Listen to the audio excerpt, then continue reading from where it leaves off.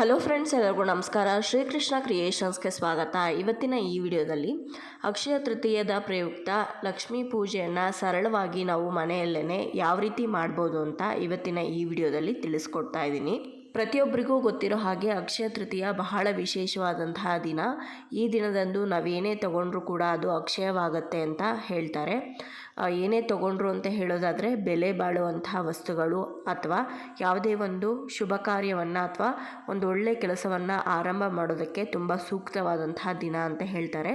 ಹಾಗಾದರೆ ಆವತ್ತಿನ ದಿನ ಲಕ್ಷ್ಮಿಯನ್ನು ನಾವು ಮನೆಯಲ್ಲಿ ಯಾವ ರೀತಿ ಪೂಜೆ ಮಾಡಬೇಕು ಅಂತ ಇವಾಗ ತಿಳಿಸ್ಕೊಡ್ತಾ ಇದ್ದೀನಿ, ಬನ್ನಿ ನೋಡಿ. ಈ ಪೂಜೆಯನ್ನು ನೀವು ದೇವ್ರ ಮನೆಯಲ್ಲೇ ಮಾಡ್ಬೋದು. ದೇವ್ರ ಮನೆಯಲ್ಲಿ ಎಲ್ಲಿ ನೀವು ಕಳಸವನ್ನು ಪ್ರತಿಷ್ಠಾಪನೆ ಮಾಡ್ತೀರೋ ಅಲ್ಲಿ ಸ್ವಲ್ಪ ಅರ್ಶಿನವನ್ನು ಹಚ್ಚಿ ಅರ್ಶಿನದ ಮೇಲೆ ಅಷ್ಟದಳ ಪದ್ಮದ ಒಂದು ರಂಗೋಲಿಯನ್ನು ಚಿಕ್ಕದಾಗಿ ಹಾಕ್ಕೊಳ್ಳಿ. ಅಕ್ಷಯ ತೃತೀಯ ದಿನ ಕಳಸವನ್ನು ಇಟ್ಟು ಪ್ರತಿಷ್ಠಾಪನೆ ಮಾಡಿ ಪೂಜೆ ಮಾಡಿದ್ರೆ ಲಕ್ಷ್ಮೀ ಪೂಜೆ ತುಂಬ ಒಳ್ಳೆಯದು. ಕಳಸ ಇಲ್ಲದೇನೂ ಕೂಡ ನೀವು ಪೂಜೆಯನ್ನು ಮಾಡ್ಬೋದು. ಈಗಾಗಲೇ ನೀವು ಕಳಸವನ್ನು ಇಟ್ಟಿದ್ದರೆ ಆ ಕಳಸಕ್ಕೆ ಪೂಜೆಯನ್ನು ಮಾಡ್ಬೋದು, ತೊಂದರೆ ಇಲ್ಲ. ಇವಾಗ ಈ ರಂಗೋಲಿಗೆ ಸ್ವಲ್ಪ ಅರಿಶಿನ ಕುಂಕುಮ ಅಕ್ಷತೆಯನ್ನು ಅರ್ಪಿಸಿ ಅದರ ಮೇಲೆ ಒಂದು ತಟ್ಟೆಯನ್ನು ಇಟ್ಟಿದ್ದೀನಿ. ತಟ್ಟೆಯ ಒಳಗಡೆ ಅಕ್ಕಿಯನ್ನು ಹಾಕ್ಕೊಳ್ತಾ ಇದ್ದೀನಿ. ಅಕ್ಕಿ ಹಾಕ್ಕೊಂಡು ಆ ಅಕ್ಕಿಯನ್ನು ಸಮತಟ್ಟಾಗಿ ಮಾಡಿಕೊಂಡು ಅದರ ಮೇಲೆ ಕಳಸವನ್ನು ಇಟ್ಟಿದ್ದೀನಿ. ಕಳಸಕ್ಕೆ ಈಗಾಗಲೇ ಅರಿಶಿನ ಕುಂಕುಮ ಇಟ್ಟಿದ್ದೀನಿ, ಹಾಗೆ ಶುದ್ಧವಾಗಿರುವಂತಹ ನೀರನ್ನು ಕೂಡ ಹಾಕಿದ್ದೀನಿ. ಆ ನೀರಿಗೆ ಅರಿಶಿನ ಕುಂಕುಮ ಅಕ್ಷತೆ ಹಾಗೆ ಒಂದು ಬೆಳ್ಳಿ ನಾಣ್ಯವನ್ನು ಹಾಕ್ತಾ ಇದ್ದೀನಿ. ಬೆಳ್ಳಿ ನಾಣ್ಯ ಇಲ್ದಿದ್ರೆ ನಿಮ್ಮ ಮನೇಲಿ ಯಾವುದಿರುತ್ತೋ, 1 ರೂಪಾಯಿ 2 ರೂಪಾಯಿ ಕಾಯಿನ್ ಅಥವಾ 5 ರೂಪಾಯಿ ಕಾಯಿನ್, ಅದನ್ನು ಕೂಡ ನೀವು ಇಟ್ಕೊಳ್ಬೋದು, ತೊಂದರೆ ಇಲ್ಲ. ಇವಾಗ ಈ ಕಳಸಕ್ಕೆ 5 ವೀಳ್ಯದೆಲೆನ ಇಟ್ಟಿದ್ದೀನಿ. 5 ವೀಳ್ಯದೆಲೆ ಇಟ್ಟ ಮೇಲೆ ಕಳಸಕ್ಕೆ ಇಡುವಂತಹ ಕಾಯನ್ನು ನೀಟಾಗಿ ಅರಿಶಿನ ಕುಂಕುಮ ಇಟ್ಟು ಅಲಂಕಾರ ಮಾಡಿ ಇವಾಗ ಆ ಕಳಸದ ಒಳಗಡೆ ಕಾಯಿ ಇಟ್ಟಿದ್ದೀನಿ. ಕಾಯಿಗೆ ನಾನು ಅಲಂಕಾರ ಮಾಡಿರೋಂತಹ ಲಕ್ಷ್ಮಿಯ ಮುಖವಾಡವನ್ನು ಹಾಕಿದ್ದೀನಿ. ಮುಖವಾಡವನ್ನು ಹಾಕಲೇಬೇಕು ಅನ್ನೋ ಹಾಗೆ ಏನಿಲ್ಲ, ಮುಖವಾಡ ಇಲ್ಲದೇನೂ ಕೂಡ ನೀವು ಪೂಜೆಯನ್ನು ಮಾಡ್ಬೋದು. ಹಾಗೆ ಇವಾಗ ಲಕ್ಷ್ಮಿಗೆ ಮಾಂಗಲ್ಯ ಹಾಕಿದ್ದೀನಿ. ಹಾಗೆ ನಮ್ಮ ಹತ್ರ ಇರೋವಂಥ ಒಂದು ಒಡವೆಯನ್ನು ಕೂಡ ಲಕ್ಷ್ಮಿಗೆ ಹಾಕಬೇಕು ಅವತ್ತಿನ ದಿನ. ಅಥವಾ ಹೊಸದಾಗಿ ನೀವು ಚಿನ್ನವನ್ನು ಅಥವಾ ಬೆಳ್ಳಿಯನ್ನು ಏನಾದರೂ ಖರೀದಿ ಮಾಡಿದ್ರೆ ಅದನ್ನು ಲಕ್ಷ್ಮಿಗೆ ಹಾಕಿ ಅಥವಾ ಲಕ್ಷ್ಮಿ ಮುಂದೆ ಇಟ್ಬಿಟ್ಟು ಅದಕ್ಕೆ ಸ್ವಲ್ಪ ಅರಿಶಿನ ಕುಂಕುಮ ಹಾಕಿ ಪೂಜೆ ಮಾಡಿ ಆನಂತರ ಅದನ್ನು ನಾವು ಹಾಕ್ಕೋಬೇಕಾಗತ್ತೆ. ಇವಾಗ ಲಕ್ಷ್ಮಿ ಕಳಸದ ಮುಂದೆ ಒಂದು ತಟ್ಟೆಯಲ್ಲಿ ಚಿಕ್ಕದಾಗಿ ಲಕ್ಷ್ಮಿ ವಿಗ್ರಹ ಇಟ್ಕೊಂಡಿದ್ದೀನಿ. ಆ ವಿಗ್ರಹಕ್ಕೂ ಕೂಡ ಅರಿಶಿನ ಕುಂಕುಮ ಇಟ್ಟು ಅಲಂಕಾರ ಮಾಡಿದ್ದೀನಿ, ಹಾಗೆ ಹೂಗಳಿಂದ ಅಲಂಕಾರ ಮಾಡಿದ್ದೀನಿ. ಇವಾಗ ಲಕ್ಷ್ಮಿಯ ಬಲಭಾಗದಲ್ಲಿ ಒಂದು ಕಾಮಾಕ್ಷಿ ದೀಪವನ್ನು ನೀಟಾಗಿ ಅರಿಶಿನ ಕುಂಕುಮ ಎಲ್ಲ ಇಟ್ಟು ಅದಕ್ಕೆ ಎಣ್ಣೆ ಬತ್ತಿ ಎಲ್ಲ ಹಾಕಿದ್ದೀನಿ. ಹಾಗೆ ಕಳಸದ ಅಕ್ಕಪಕ್ಕನೂ ಕೂಡ 2 ದೀಪಗಳನ್ನು ಇಟ್ಟು ಆ ದೀಪಗಳಿಗೂ ಎಣ್ಣೆ ಬತ್ತಿ ಎಲ್ಲ ಹಾಕ್ಕೊಂಡಿದ್ದೀನಿ. ಇವಾಗ ದೀಪಗಳನ್ನು ಏಕ ಆರತಿಯಿಂದ ಹಚ್ಕೋತಾ ಇದ್ದೀನಿ. ಬೆಂಕಿ ಕಡ್ಡಿಯಿಂದ ದೀಪವನ್ನು ಹಚ್ಚಬಾರ್ದು. ಈಗ 2 ದೀಪಗಳನ್ನು ಹಾಗೆ ಒಂದು ಕಾಮಾಕ್ಷಿ ದೀಪವನ್ನು ಹಚ್ಚಿದ್ದಾಗಿದೆ. ಈಗ ಪೂಜೆಯನ್ನು ಆರಂಭ ಮಾಡೋದಕ್ಕಿಂತ ಮುಂಚೆ ದೀಪದ ಪೂಜೆಯನ್ನು ಮಾಡ್ಕೋಬೇಕು. ಹಾಗಾಗಿ ದೀಪಗಳಿಗೆ ಅಕ್ಷತೆ ಮತ್ತು ಹೂವನ್ನು ಅರ್ಪಿಸಬೇಕು. ದೀಪಂ ಜ್ಯೋತಿ ಪರಬ್ರಹ್ಮ ಅಂತ ಹೇಳಿಕೊಂಡು ದೀಪವನ್ನು ನಮಸ್ಕಾರ ಮಾಡಿಕೊಂಡು ಆನಂತರ ಮುಂದಿನ ಪೂಜೆಗೆ ಹೋಗಬೇಕು.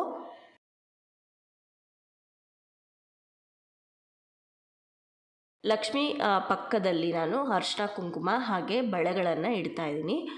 ಲಕ್ಷ್ಮೀ ದೇವಿಗೆ ಅರಿಶಿನ ಕುಂಕುಮ ಬಳೆಗಳು ಹಾಗೆ ಬ್ಲೌಸ್ ಪೀಸು ಅಥವಾ ಸೀರೆ ಇಟ್ಟು ಪೂಜೆ ಮಾಡುವಂಥ ಪದ್ಧತಿ. ಹಾಗಾಗಿ ಇವಾಗ ನೈವೇದ್ಯಕ್ಕೆ ಎಲ್ಲನೂ ಕೂಡ ರೆಡಿ ಮಾಡ್ಕೊಂಡಿದ್ದೀನಿ. ಪಂಚಪಾತ್ರೆ ಉದ್ಧರಣೆಯಲ್ಲಿ ನೀರು ಹಾಗೆ ನೈವೇದ್ಯಕ್ಕೆ ಬಾಳೆಹಣ್ಣನ್ನು ಇಟ್ಕೊಂಡಿದ್ದೀನಿ. ಏನಾದರೂ ಸಿಹಿ ನೈವೇದ್ಯ ಕೂಡ ನೀವು ಮಾಡ್ಬೋದು. ಇವಾಗ ಪೂಜೆಯನ್ನು ಆರಂಭ ಮಾಡಿದ್ದೀನಿ. ಪೂಜೆ ಆರಂಭ ಮಾಡುವಾಗ ಮೊದಲು ಅರಿಶಿನ ಕುಂಕುಮ ಅಕ್ಷತೆಯನ್ನು ಲಕ್ಷ್ಮೀ ವಿಗ್ರಹಕ್ಕೆ ಹಾಗೆ ಲಕ್ಷ್ಮೀ ಕಳಸಕ್ಕೆ ಅರ್ಪಿಸಬೇಕು. ಇದನ್ನು ನೀವು ಲಕ್ಷ್ಮೀ ವಿಗ್ರಹ ಇಲ್ಲದೇನೂ ಕೂಡ ಮಾಡ್ಬೋದು, ಇದ್ದರೆ ಒಳ್ಳೆಯದು.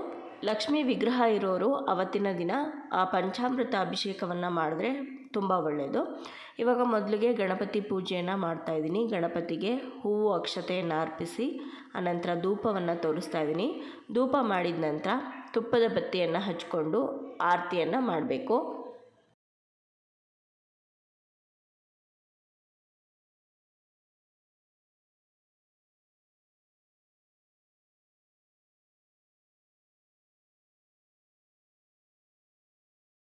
ಗಣಪತಿ ಪೂಜೆ ಆದಮೇಲೆ ಲಕ್ಷ್ಮಿಗೂ ಕೂಡ ನಾವು ಧೂಪವನ್ನು ತೋರಿಸಿ ಲಕ್ಷ್ಮಿಯ ಆವಾಹನೆಯನ್ನು ಮಾಡಬೇಕು. ಲಕ್ಷ್ಮಿ ಕುಬೇರ ಪೂಜೆಯನ್ನು ಕೂಡ ಈ ಅಕ್ಷಯ ತೃತೀಯ ದಿನ ಮಾಡ್ತಾರೆ. ಅದನ್ನು ಸಪ್ರೇಟಾಗಿ ನಾನು ತಿಳಿಸ್ಕೊಡ್ತೀನಿ. ಇವತ್ತಿನ ದಿನ ಸರಳವಾಗಿ, ತುಂಬ ಸರಳವಾಗಿ ಯಾವ ರೀತಿ ನಾವು ಅಕ್ಷಯ ತೃತೀಯ ದಿನ ಪ್ರತಿಯೊಬ್ಬರು ಪೂಜೆ ಮಾಡ್ಕೊಳ್ಬೋದು ಮನೆಯಲ್ಲಿ ಅಂತ ತಿಳಿಸ್ಕೊಡ್ತಾ ಇರೋದು. ಇವಾಗ ಧೂಪ ತೋರಿಸಿದಾಯಿತು, ಲಕ್ಷ್ಮಿಯ ಆವಾಹನೆ ಕೂಡ ನಾವು ಮಾಡ್ಕೊಂಡಿದ್ದೀವಿ. ಇವಾಗ ಲಕ್ಷ್ಮಿಯ ಅರ್ಚನೆಯನ್ನು ಮಾಡೋಣ. ಲಕ್ಷ್ಮಿ ಅರ್ಚನೆಗೆ ಬಿಡಿ ಹೂಗಳನ್ನು ಬಳಸ್ಬೋದು ಅಥವಾ ಅಕ್ಷತೆಯನ್ನು ಬಳಸ್ಬೋದು ಅಥವಾ ಲಕ್ಷ್ಮಿಗೆ ಪ್ರಿಯವಾಗಿರುವಂಥ ವಸ್ತುಗಳನ್ನು ಬಳಸಿ ಕೂಡ ನೀವು ಪೂಜೆಯನ್ನು ಮಾಡ್ಬೋದು. ಬಳೆಗಳನ್ನು, ಹಾಗೆ ಕವಡೆ, ಗೋಮತಿ ಚಕ್ರ, ಕಮಲದ ಬೀಜ ಮತ್ತು ಗುಲ್ಗಂಜಿ ಇವುಗಳನ್ನು ಕೂಡ ಬಳಸಿ ಅಥವಾ ಕುಬೇರ ಲಕ್ಷ್ಮಿ ಕಾಯಿನ್ಸ್ ಸಿಗುತ್ತೆ ಅದನ್ನು ಕೂಡ ಬಳಸಿ ನೀವು ಲಕ್ಷ್ಮಿಯ ಪೂಜೆಯನ್ನು ಅಥವಾ ಲಕ್ಷ್ಮಿಯ ಅಷ್ಟೋತ್ರವನ್ನು ಹೇಳಿಕೊಂಡು ಅರ್ಚನೆಯನ್ನು ಮಾಡ್ಬೋದು. ನಾನಿವತ್ತು ಅಕ್ಷತೆಯಿಂದ ಅರ್ಚನೆಯನ್ನು ಮಾಡ್ತಾಯಿದ್ದೀನಿ. ಕುಂಕುಮಾರ್ಚನೆಯನ್ನು ಕೂಡ ನೀವು ಲಕ್ಷ್ಮಿಗೆ ಮಾಡಿದ್ರೆ ತುಂಬ ಒಳ್ಳೆಯದು.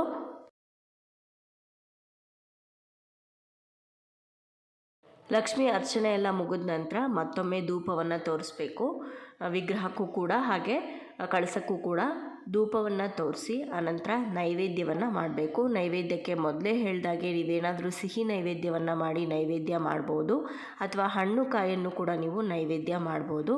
ನಾನಿವಾಗ ನೈವೇದ್ಯಕ್ಕೆ ಅಂತ ಇಟ್ಟಿರುವಂತಹ ಬಾಳೆಹಣ್ಣಿನ ತೊಟ್ಟನ್ನು ಮುರಿದು ದೇವರಿಗೆ ನೈವೇದ್ಯವನ್ನು ಮಾಡ್ತಾಯಿದ್ದೀನಿ.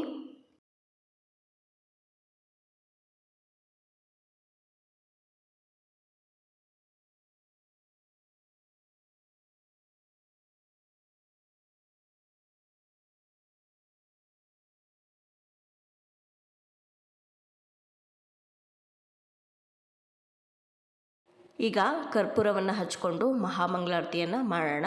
ಲಕ್ಷ್ಮಿಯ ಯಾವುದಾದ್ರೂ ಹಾಡುಗಳನ್ನು ಹೇಳಿಕೊಂಡು ನೀವು ಅಥವಾ ಆರತಿಯ ಹಾಡುಗಳನ್ನು ಹೇಳಿಕೊಂಡು ಮಹಾಮಂಗಳಾರತಿಯನ್ನು ಮಾಡಬೇಕಾಗತ್ತೆ.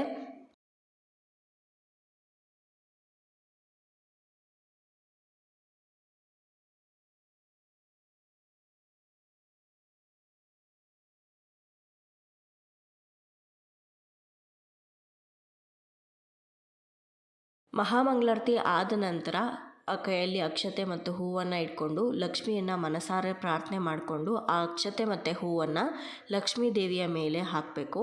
ಇನ್ನು ಸಾಧ್ಯವಾದರೆ ಅವತ್ತಿನ ಸಂಜೆ ಯಾರಾದರೂ 3 ಜನ ಮುತ್ತೈದೆಯರನ್ನ ಕರೆದವ್ರಿಗೆ ಅರಿಶಿನ ಕುಂಕುಮ ತಾಂಬೂಲವನ್ನು ಕೊಟ್ಟರೆ ಒಳ್ಳೆಯದು.